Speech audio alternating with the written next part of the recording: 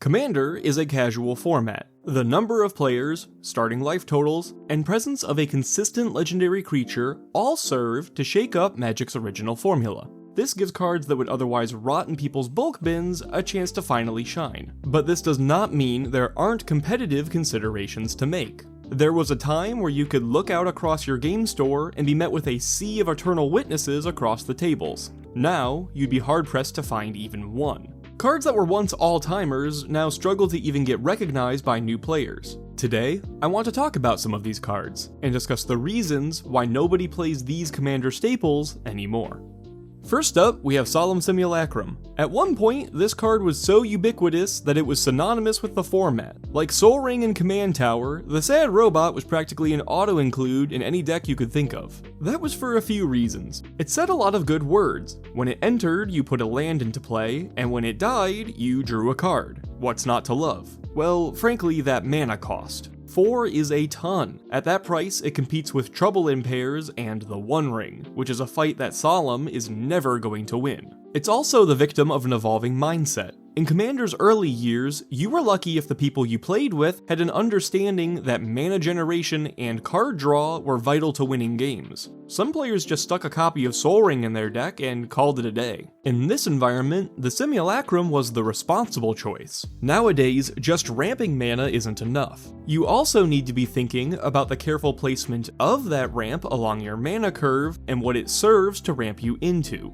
Through that lens, 4-mana ramp is rather clunky. The standards have risen, but Solemn hasn't risen with them. Then there's also the support that Solemn no longer receives. Back then, being a creature with an Enters Clause was a huge upside. Many cards had the templating of essentially being sorceries attached to bodies, like Eternal Witness and Reclamation Sage. In a way, this is also a story about their downfall too. Because you had a critical mass of these in your deck, it wasn't uncommon to throw in some infrastructure to build around them. You wouldn't even be playing a flicker strategy, but flicker and blink cards could, and would, easily slot themselves into your 99. Deadeye Navigator was a scourge of the format and would regularly run away with games. As new, efficient cards for strategies got released, the supporting cast for ETB Creatures got cut to make room, and without their symbiotic relationship, the ETB Creatures did too. These creatures all suffer from a good old-fashioned case of power creep pushing them out. Finishers have also substantially changed over time. Avenger of Zendikar used to be the premier game ender. On its own, it would come down and make you a bunch of tokens, and then pump those tokens up to provide damage you need to win. Both of these effects relied on how many lands you had, but this was so good that it saw huge play rates even in decks that had nothing to do with lands. Just being in green meant you were probably throwing down the Avenger and winning games with a plant army.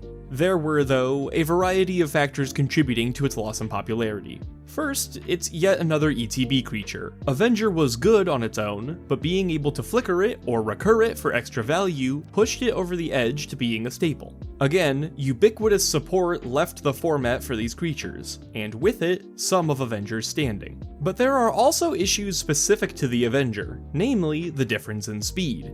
Games used to go to turn 12 regularly, especially in the face of a well-placed board wipe. Engines, setups, and payoffs were all much more expensive, and so both building and rebuilding your board took a lot of time. This means Avenger of Zendikar would hit the table and routinely make upwards of 10 to 15 tokens. Nowadays, with cheaper mana acceleration and a faster pace of the game, when the Avenger arrives, it's probably on curve, meaning you'll make 7 tokens, possibly even less if some of your mana is wrapped up in dorks or rocks. Your army will be significantly smaller just casting the Avenger into any old green board. The pump effect is also slow. These tokens start out as 0/1s, but get bigger with every landfall. This could easily outpace the stats of your opponent's creatures and gradually take them out over the course of like 5 turns, which was fine back then, but now this isn't getting the job done. We want to be curving into our finishers to kill our opponents on the turn we cast them. This card wanted you to durdle and eventually usher in a gradual win. We no longer have time for that. Both removal and board wipes are more efficient now, so letting your opponents untap after you display your win condition is a good way to lose that win condition.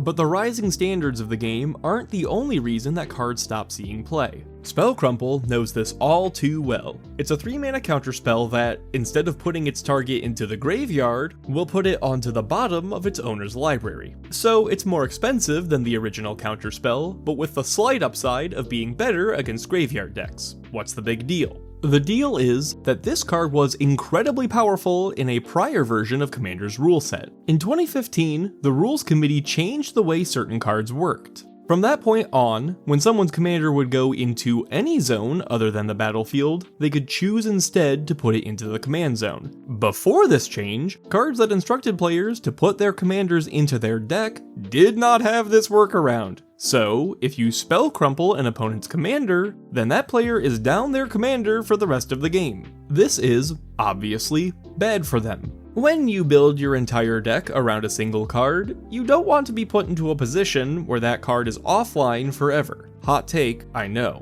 This version of the rules led to cards like Oblation, Hinder, Bant Charm, and Chaos Warp being much more powerful than they would be without. As soon as this rule was changed, most of these fell off the radar pretty quickly. Chaos Warp stuck around though. Even without the ability to tuck commanders, the fact that it's an efficient removal spell that could hit anything and doesn't destroy means it still has plenty of applications. But the bar for counterspells nowadays is pretty high. Most are charging either 1 or 0 mana, and the slight hedge against graveyard decks isn't really enough to cost you 2 more mana for your trouble.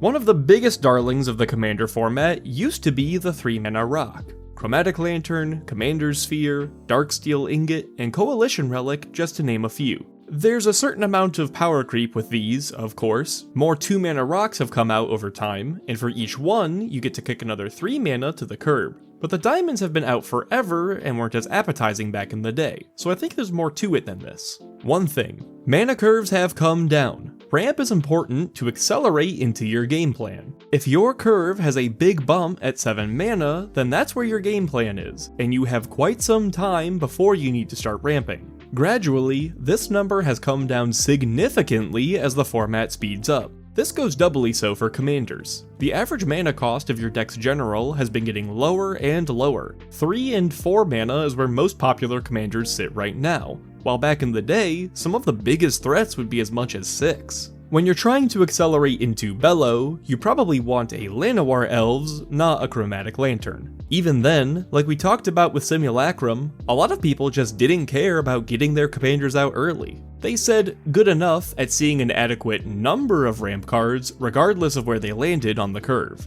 There's also a cultural element to this. For a long period of time, there was just a concession that green was the ramp color. They get the 1-mana dorks, they get a redundant list of 2 and 3 mana land ramp, and everyone else gets bad ramp comparatively. While it's true that 1-mana ramp is pretty securely locked up in green, I think this was cope people were using to justify overestimating the utility of these rocks, to play them over their 2-mana brothers. Both Command Sphere and Charcoal Diamond tap for 1 mana, but you'd hear constantly about how good it is to be able to get a card out of the sphere in a pinch, even if nobody ever actually did that. And that's one of the rocks that had a bigger impact on the game. Chromatic Lantern is routinely lambasted in the modern day, as its rider effect is to do something that a good mana base should be doing on its own. Darksteel Ingot does even less. I'm not entirely convinced that 3-mana rocks were ever the way to go, even back then. And in my eyes, this was an information issue more so than a power creep one.